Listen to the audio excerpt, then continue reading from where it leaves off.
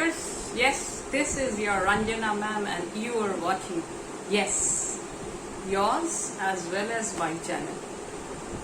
And the thumbnail tells what this video is about. Yeah, you've been waiting for it for a long time.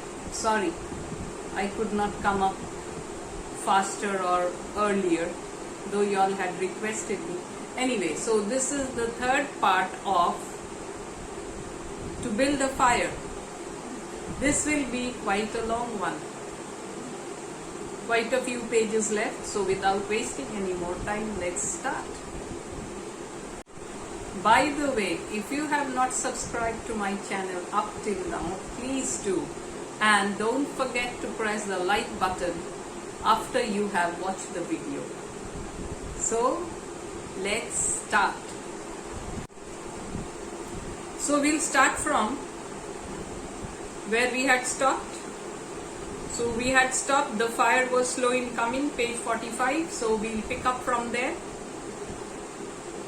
When all was ready, the man reached in his pocket for a second piece of birch bark. So these birch barks, they are as if a fuel helping to build the fire. He knew the bark was there. And though he could not feel it with his fingers, why? Because his fingers had become numb. He could hear its crisp rustling as he fumbled for it. So he puts his hand in his pocket and fumbles for that birch bark. And he could hear, okay, so his fingers have got numb. They are not helping him. They are not sending any signals to the brain whether he has got it or not. But his ears, they haven't stopped helping him. So, try as he would, he could not clutch hold of it. Why? When your fingers are numb, you can't hold it, you can't move them. And all the time in his consciousness was the knowledge that each instant his feet was freezing. Can you understand what a horrible situation he's got stuck? Yes, he should have listened to the advice of that old timer and taken someone along with him who could have helped him in these small things. His feet is freezing. This thought tended to put him in a panic. Yeah, he becomes frightened, panic-stricken. But he fought against it and kept calm. This is the spirit. He pulled on his mittens with his teeth. When his hand gets frozen with his teeth, he pulls it like this. And threshed his arms back and forth, yes, to aid in the blood circulation. Beating his hands with all his might against his sides. Yes, what? Why? In the hope that the numbness would leave him. He did this sitting down and he stood up to do it. And all the while the dog sat in the snow. What a contrast. The dog sat on the snow watching him. Why? Because he has something God gifted. His fur coat. Its wolf brush of a tail curled around warmly over its forefeet. Its sharp wolf ears pricked forward intently as it watched the man. So in spite of all our intelligence and everything, sometimes we are very helpless and animals seem to be more blessed. And the man, as he bent and threshed his arms and hands, felt a great surge of envy. This is what I was saying. This man felt envious as he regarded the creature that was warm and secure in its natural covering. Yes, this creature, it is so warm and secure, and here I am, this man feels, out in the cold, my hands frozen, my feet freezing, and soon I might die. After a time, he was aware of the first faraway signals of sensation in his beaten fingers. So after a lot of effort of threshing his arms and beating his fingers and all that, he feels a little bit of sensation coming back. The faint tingling grew stronger till it evolved into a stinging ache. That was excruciating. That stinging ache, it was unbearable. But which the man hailed with satisfaction. But the man is happy. He is satisfied at this sensation. Why? Because the sensation has come back. He can feel it. And this is much better than the numbness. He stripped the mitten from his right hand and fetched forth the birch bark. So he removes his mitten, and then with that hand, bare hand, he brings out the birch bark. The exposed fingers were quickly going numb again. What a trouble. The moment he removes the mitten, because with his mitten hand, he cannot bring out the birch bark from his pocket. He needs his bare hands. But the moment he removes the mitten, it's so cold that they start becoming numb again. Next, he brought out his bunch of sulfur matches. But the tremendous cold had already driven the life out of his fingers. So he brought out his sulfur matches, but now he needs to strike them. But in the meantime, his hands have become frozen again, numb again. In his effort to separate one match from the others, he needs to separate one match and then light it. The whole bunch fell in the snow, trouble after trouble. He tried to pick it out of the snow but failed. Why? Because his fingers are not helping him. The dead fingers could neither touch nor clutch. So after such an effort, he got back the sensation for a few moments. And then again they are back to its normal position, getting numb. He was very careful. He drove out thought of his freezing feet. Yeah. Why? Because the thought of his freezing feet will make him panic stricken, and at this moment he needs to be calm. He needs to be calm and think and do things properly. If he is panic stricken in his haste, in his state of alarm, he will commit one mistake after the other. He drove the thought and cheeks out of his mind, devoting his whole soul to the matches. The matches are the ones which will save him. They are his only savior. He needs them. He watched, using the sense of vision in place of that of touch. He is using his eyes. Okay, my fingers might be frozen. I might not be able to feel it, but somehow I have to pick them up. And when he saw his fingers on each side of the bunch, he closed them. That is, he willed to close them. Willpower can do tremendous things. So he sees his fingers around the match and he makes a willpower to close them. For the wires were down and the fingers did not obey. He pulled the mitten on the right hand and beat it fiercely against his knee. So yes, he is beating it against his knee to bring back that sensation, that excruciating pain. He wants to drive away the numbness of his hands in this way so that he can hold the matchsticks, pick them up and light the fire. Then with both mitten hands, he scooped the bunch of matches. Yes, in this way. Both the hands are mitten hands, he tries to scoop it in this way, along with much snow into his lap. And in that mitten, both the mitten hands with the matches in them, and lot of snow also comes up along with the matches. And he puts them into his lap. Yet he was no better off, not in a better situation. After some manipulation, he managed to get the bunch between the heels of his mitten hands. In this fashion, he carried it to his mouth like this. The ice cracked and snapped when by violent effort he opened his mouth. Yeah, in order to open his mouth also he needs to make an effort. His cheeks are frozen. All the places which are exposed, they are frozen. The moment he spits out, they turn to snow. He drew the lower jaw in, curled the upper lip out of the way, and scraped the bunch with his upper teeth in order to separate a match.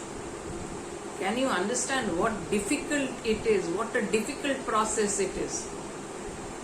He succeeded in getting one. He manages to get one matchstick, which he dropped on his lap. He managed to get one matchstick separated from the bunch, but then it drops to his lap. He was no better off, again in a difficult situation. He could not pick it up. Then he devised a way. A plan came into his mind.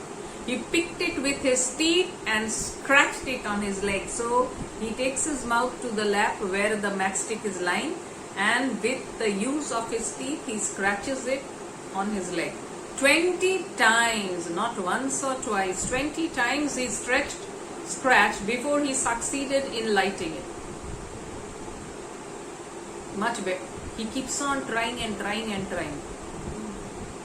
Yeah, because it is a question of life and death. As it flamed, he held it with his teeth to the birch bark. Yeah, with his teeth it is flaming, and he holds it to the birch bark to ignite it. But the burning brimstone went into his nostrils and into his lungs. It is so close to his nose now. So that sulfur match, they are not ordinary matches, they are sulfur matches, so that the smell went into his nostrils and into his lung, causing him to cough spasmodically. So another trouble. So that sulfur, smell of sulfur, it goes into his nostrils and enters his lungs, and he starts coughing. The match fell into the snow and went out. So when he starts coughing, opens his mouth to cough, and what happens? That match falls into the snow. So much effort given to light a match, and then also of no use. The old timer on Sulphur Creek was right. Remember the man who had warned him. He thought in the moment of controlled despair that ensued. After 50 below, a man should travel with a partner. This is what the old timer had told. Don't travel alone, travel with a companion. See, if he had followed the advice of that man, at this time, when he is getting frozen, his feet, and he desperately needs to build a fire, if he had a companion, that man would have helped him in building the fire, and he would have warmed his hands and feet and would have become normal again. But no, he didn't do that. He bet his hands but failed in exciting any sensation. Suddenly he bared both hands, removing the mittens with his teeth. He caught the whole bunch between the heels of his hand. Whole bunch of sulfur matches between the... So they are not mittened anymore, between the heels of his hands. His arm muscles not being frozen enabled him to press the hand heels tightly against the matches. Yeah, this portion is not frozen. Then he scratched the bunch along his leg. So the whole bunch now he scratches along his leg in the same way as he had scratched one matchstick, and after 20 efforts he had been successful. So this time he holds the whole bunch and does the same process. He kept his... it flared into flame.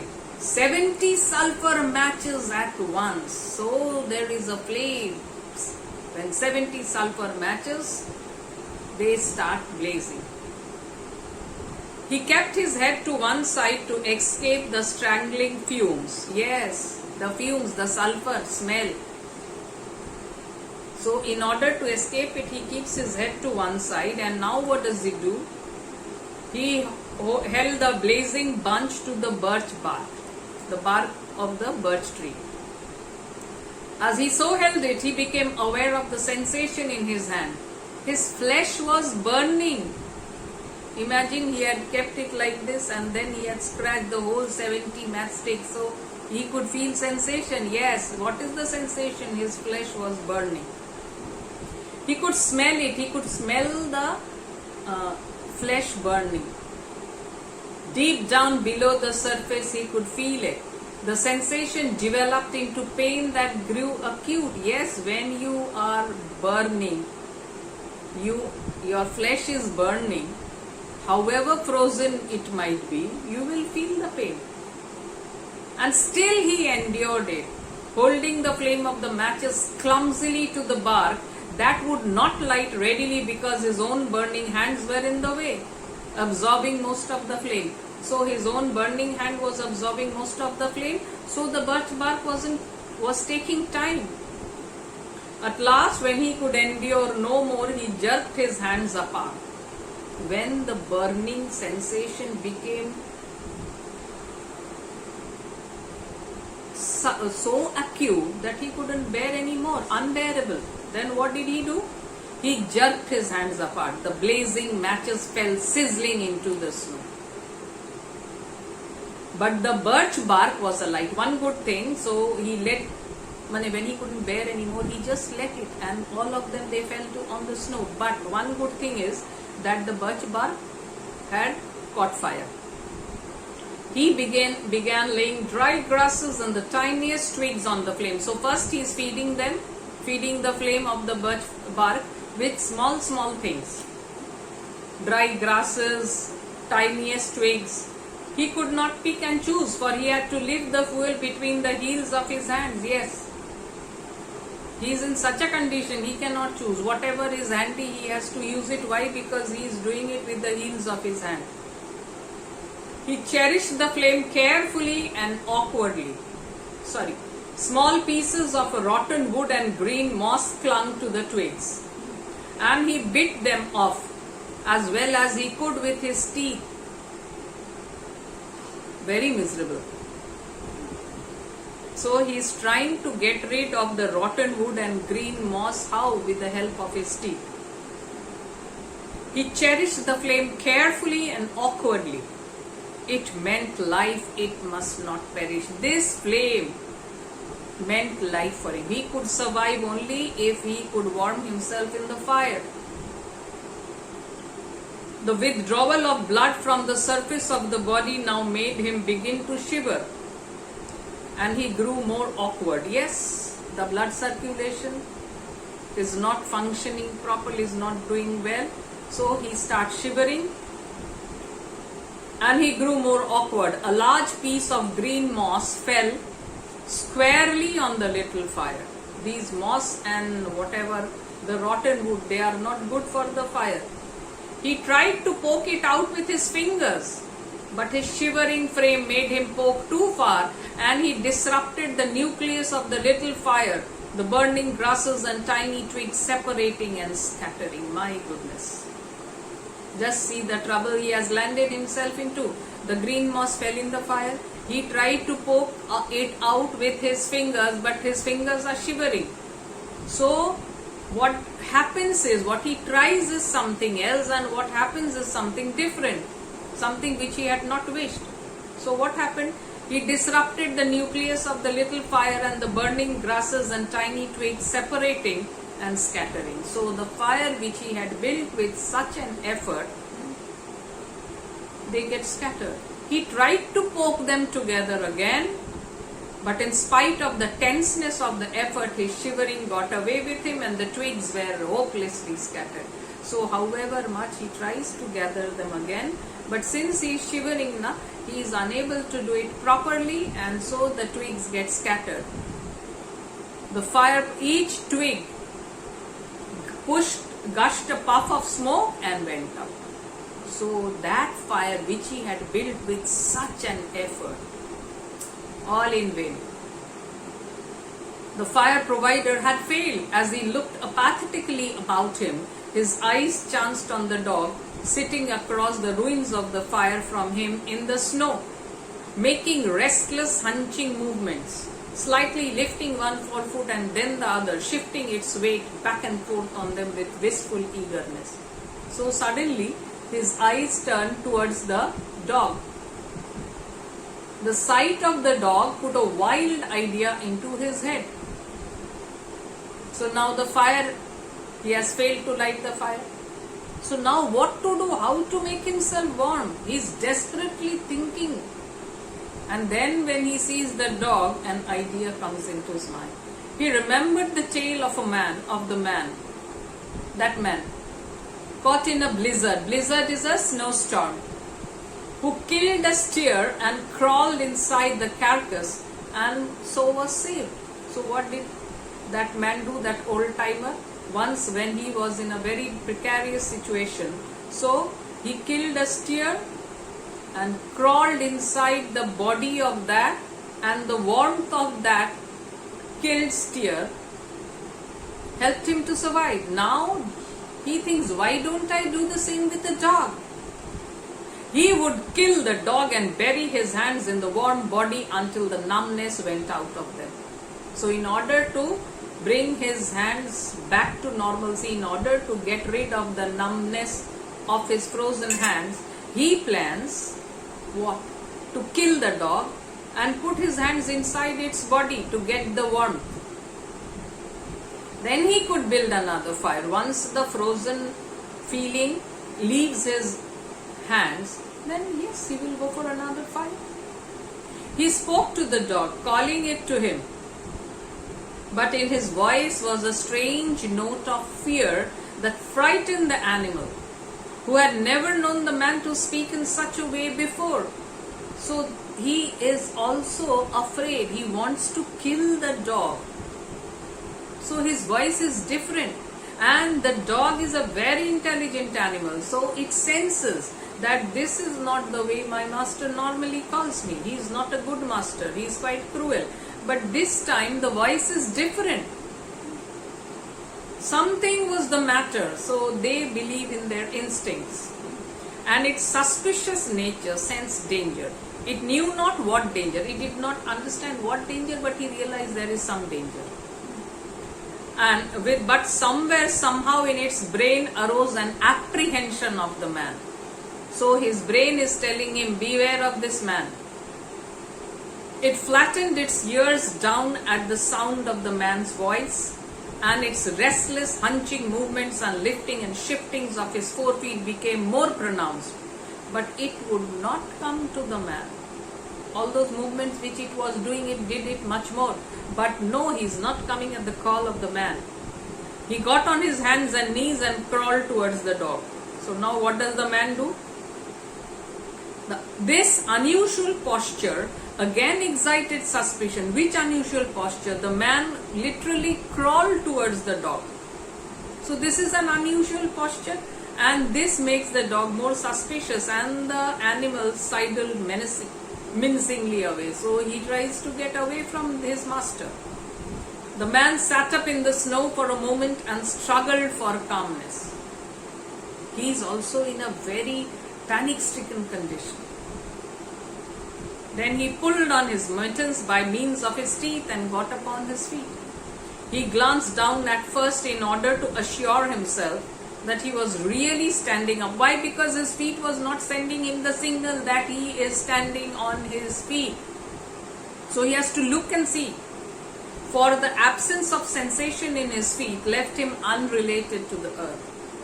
His erect position in itself started to drive the webs of suspicion from the dog's mind. So when he stands straight, now the dog's suspicion is going away.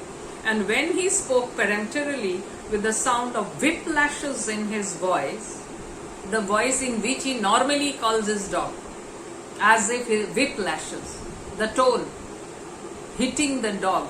His words, normally he speaks to the dog in such a tone as if they are whips lashing on his body. The dog rendered its customary allegiance and came to him. Yeah, this is the normal master. As it came within reaching distance, the man lost his control. His arms flashed out to the dog, and he expressed genuine surprise when he discovered that his hands could not clutch. But in order to kill the dog, you have to clutch it first, and you can't do that. You can't clutch a matchstick or a bundle of matches. How will you clutch a dog? That there was neither bend nor feeling in his fingers. He had forgotten for the moment that they were frozen and that they were freezing more and more. Yeah, the idea had come to his mind, why not kill the dog? But did he remember that his fingers were frozen and you need your fingers to kill the dog? All this happened quickly, and before the animal could get away, he encircled its body with his arms. Okay, my fingers are frozen, I'll encircle the body of the dog with my arms. He sat down in the snow and in this fashion held the dog, while it snarled and whined and struggled. So the dog is desperately trying to get out of the hold of the master. He clutches it with his arms. and the dog desperate to free itself. But it was all he could do, hold his body encircled in his arms and sit there. Yes, this is what the man could do. He realized he could not kill the dog. There was no way to do it. With his helpless hands, he could neither draw nor hold his sheath knife nor throttle the animal. Either you kill the dog with the knife, the sheath knife, or you throttle him to death. But he could do neither. Why? Because his fingers were not helping him. He released it, and it plunged wildly away with tail between its legs and still snarling. Tail between its legs when a dog is frightened. It halted 40 feet away and surveyed him curiously. Now he wants to know, what is my master up to? What did he aim to do? His ears pricked sharply forward. The man looked down at his hands in order to locate them. So he has to look at his hands to see where they are. And found them hanging on the ends of his arms. Yes, they are hanging on the ends of his arms. No sensation. He began threshing his arms back and forth, beating the mittened hands against its sides. He did this for 5 minutes, violently, and his heart pumped enough blood up to the surface to put a stop to his shivering. So when he's doing this exercise vigorously to drive away the numbness, so yes, his heart also starts pumping the blood circulation picks up. So the shivering comes to a stop, but no sensation was aroused in his hands. He had an impression that they hung like weights on the ends of his arms, but when he tried to run the impression down, he could not find it. So when he's trying to run this impression that no, my fingers are not hanging like this, he could not find it. A certain fear of death, dull and oppressive, came to him. So now the fear of death. If I cannot build a fire, I am certain to die. This fear quickly became poignant as he realized that it was no longer a mere matter of freezing his fingers and toes or losing his hand and feet, but that it was a matter of life and death with the chances against him. Yes, soon not only his feet and his fingers, the whole body will freeze if he doesn't build a fire or do something to get rid of the numbness. It will spread. So it is a matter of life and death for him. And the disadvantages were more. This threw him into a panic, and he turned up and ran the creek bed along the old dim trail. The dog joined in behind and kept up with him. So he starts running. He ran blindly without intention, in fear such as he had never known in his life. Yes, the thought of death makes him act in this way. Slowly, as he plowed and floundered through the snow, he began to see things. The banks of the creek, the old timber jams, the leafless aspens, and the sky. The running made him feel better. Why? Because when he's running, this is an exercise. So the blood circulation picks up. He feels better. He did not shiver. Maybe if he ran on, his feet would thaw out, and anyway, if he ran far enough, he would reach camp and the boys. So if he keeps on running, then even if he cannot build a fire, if he keeps on running, he will somehow reach the camp and join his boys, and then they will take care of him. Without doubt, he would lose some fingers and toes, some of his face, but the boys would take care of him and save the rest of him. So what are losing a few fingers and few toes or a little part of his face? When you survive, you can do a little without something. When you survive, living is more important than death. And at the same time, there was another thought in his mind that he would never get to the camp and the boys. The practical side is telling him you will never be able to reach it. It's not so close. and that it was too many miles away, and the freezing had too great a start on him. So the way he is freezing, the camp where the boys are comparatively much far away, and that he would soon be stiff and dead. This thought he kept in the background and refused to consider. This is what we call fight for survival. So fight till your last breath. So when this thought comes to him that soon he would be stiff and dead, so he tries to push it in his subconscious and tries to fight for his life. Sometimes it pushed itself, but the thought is quite dominant and it pushes itself up and demanded to be heard. But he thrust it back and strove to think of other things. He's trying to distract his mind, he's trying to just put the thought back in the depths of his mind, but that thought is just sprouting up again and again. So there is a conflict.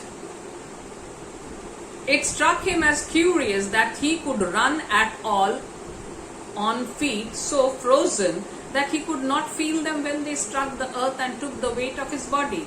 He seemed to himself to skim along above the surface and have no connection with the earth. Yeah, imagine what a condition it is. His feet is frozen, he is running, but his feet doesn't give him that sensation that it is touching the ground.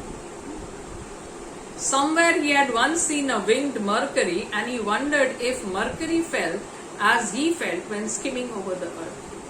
So he seems as if to be skimming over the earth. Why? Because he doesn't get that connection of his feet to the earth. His theory of running until he reached camp and the boys had one flaw in it, one mistake, one error. What was it? He lacked the endurance. Several times he stumbled and finally he tottered, crumpled up and fell.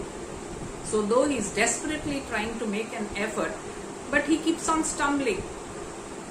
That is also one reason, because he doesn't have that endurance power. It is gone more or less. And in this bitter cold, and his feet also, they are frozen. So these are very natural. When he tried to rise, he failed. He must sit and rest, he decided.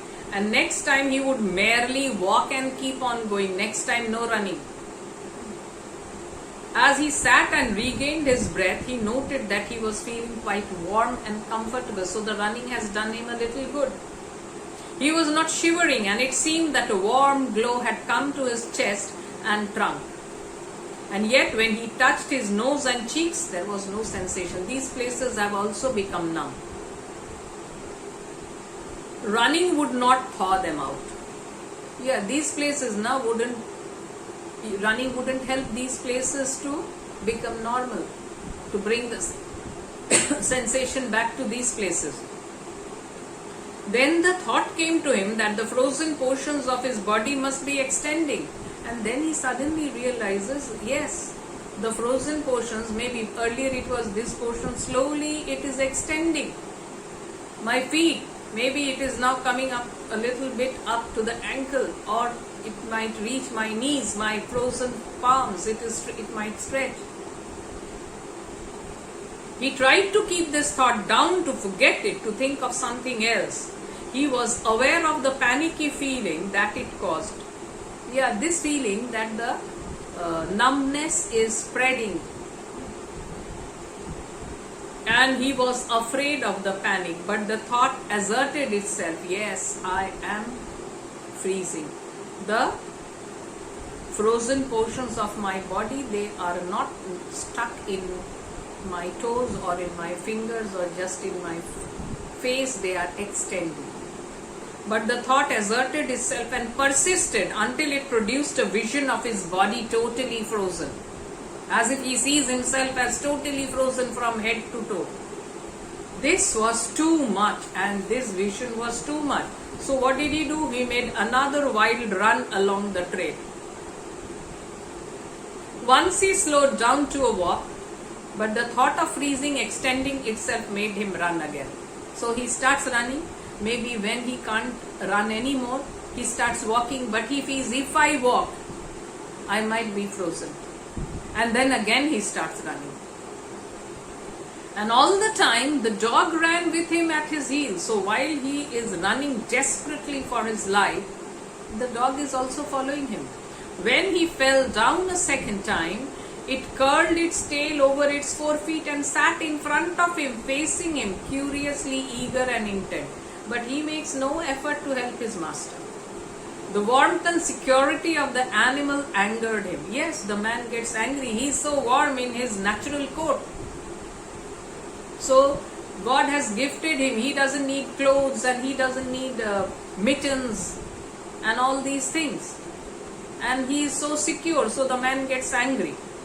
And he cursed it till it flattened down its ears appeasingly. This time the shivering came more quickly upon the man. The moment he starts taking a little rest, the blood circulation again falls.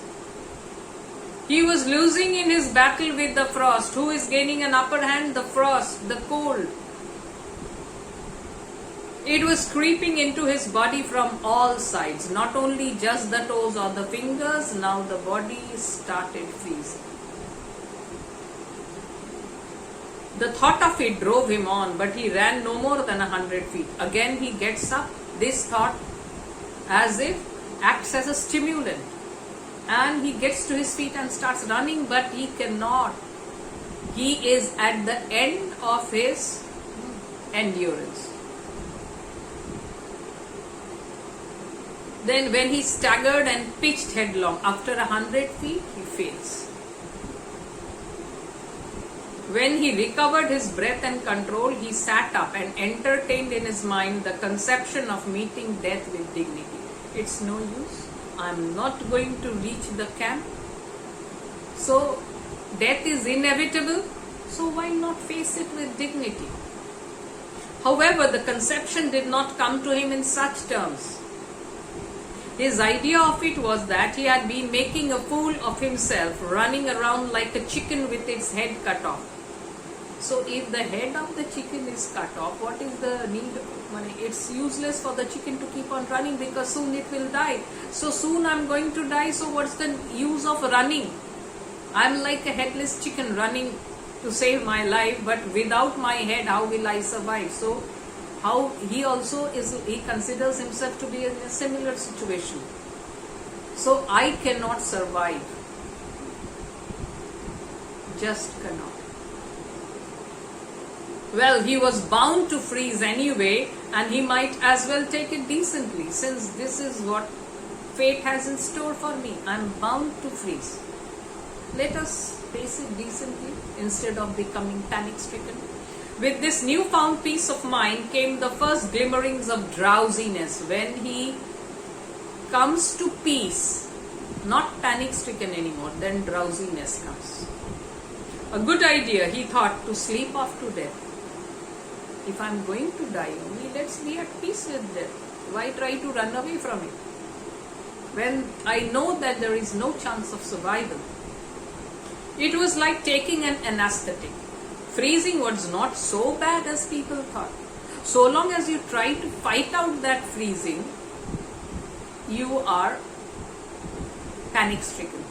You are feeling uneasy. But when you accept it, it's not really so bad. There were lots worse ways to die. Yeah, dying at getting hanged or getting burnt. These are bad ways to worse ways to die. Freezing to death is not really so bad. This thought comes into his mind. He pictured the boys finding his body the next day. Then he imagines, next morning the boys will come in search of me. They will find me lying frozen to death. Suddenly he found himself with them, coming along the trail and looking for himself. And he feels that as if his apparition will be coming with the boy, or maybe his soul will join the boys in their hunt, and then he will come and see his body lying frozen there. And still with them, he came around a turn in the trail and found himself lying in the snow. He did not belong with himself anymore. The soul has left the body. So the soul comes and joins the boys in the hunt. And then he finds his own lifeless body lying here. He did not belong with himself anymore, for even then he was out of himself, standing with the boys and looking at himself in the snow. It certainly was cold, was his thought. When he got back to the States, he could tell the folks what real cold was. Yes, if it was possible for me to get back to the States, I could have told my people, my family men, you know how cold it was. You don't know what it is to face a cold like that, -75. He drifted on from this to a vision of the old timer on Sulphur Creek. He could see him clearly, warm and comfortable and smoking a pipe.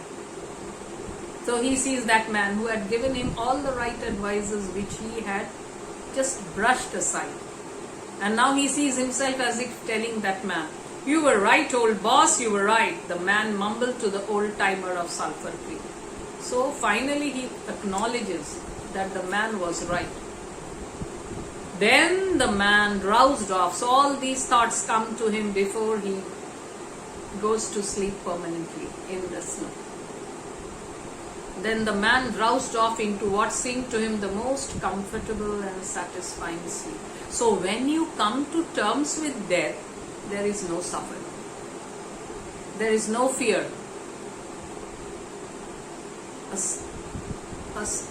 What should we say? A deep peace comes to you when you accept death as something which is inevitable and it will happen. So when you accept this fact, death is not such a frightening thing. It's not a horror. And that is what he does. Before that, what? He was panic stricken, running and yes, beating his hands, desperately trying to build a fire and all that. But when he accepted the fact that if I'm going to die, why not die with dignity? And satisfying sleep he had ever known. The dog sat facing him and waiting. The brief day drew to a close in a long, slow twilight, and he was supposed to reach, if everything had been normal, he was supposed to reach at 6, by 6. There was no signs of a fire to be made, and besides, never in the dog's experience had it known a man to sit like that in the snow and make no fire. He had never seen anyone before sitting in this posture but not making a fire. He hasn't got this realization up till now that the man is dead. As the twilight drew on, its eager yearning for the fire mastered it. So it needs fire, the dog. So it yearns for it. And with a great lifting and shifting of 4 feet, it whined softly, then flattened its ears down in anticipation of being chidden by the man. So it whines and it waits for the man to scold him. This is what the man used to do. And he's waiting for that whiplash. But the man remains silent, but the man doesn't react. Why? Because he's dead. Later, the dog whined loudly. So when the soft whine doesn't have any reaction from the man, then he whines loudly. And still later, it crept close to the man and caught the scent of him. Then it comes close to its master and he realizes, oh my God, he's dead. This made the animal bristle and back away. So the moment he realizes that his master is dead, he bristles away. A little longer it delayed, howling under the stars that leaped and danced and shone brightly in the cold sky. So he howls at the loss of his master. After all, the dog is a faithful animal. Then it turned and trotted up the trail in the direction of the camp it knew. So the dog knows the path to the camp. So it runs to the camp where the other food providers, where the other food providers and fire providers. So where does he run? Towards the fire providers and the food provider. He knows when he reaches the camp, he will get food and fire.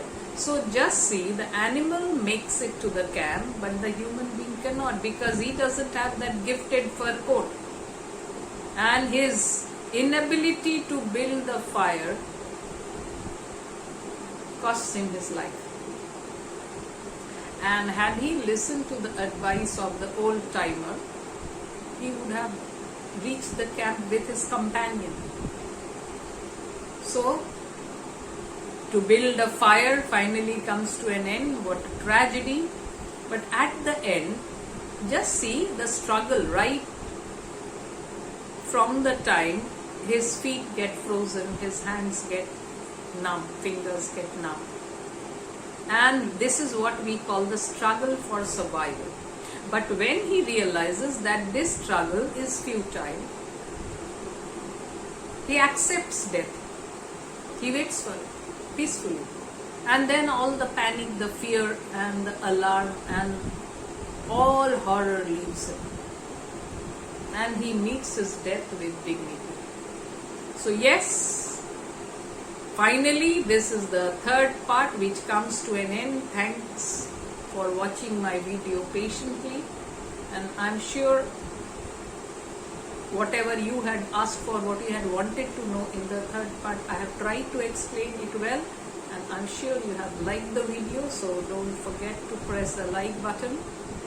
And yes, I will be trying to frame some MCQs because this is what you will be getting in your first sem. So bye for the time being.